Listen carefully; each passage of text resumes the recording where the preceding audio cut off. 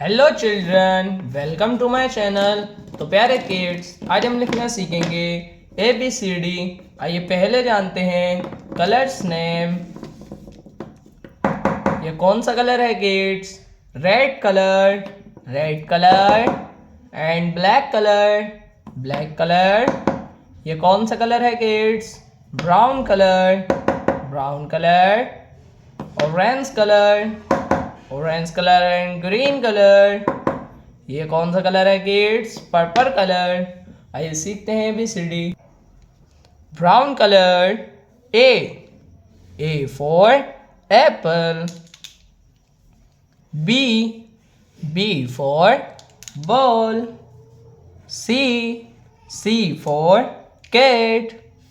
D for dog. E for elephant. F for fish. G for grapes. H for hen.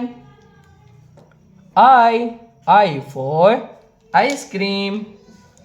J for jug. K for kite. L for lion.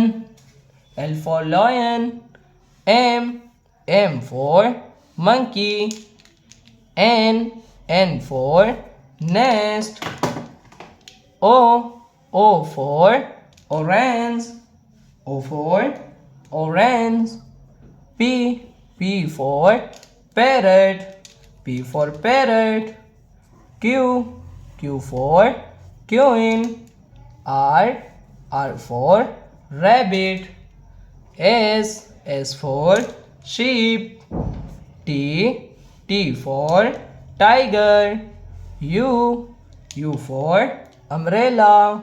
V for van. W for watch. X for Xmas. Y for yak. Z for zebra.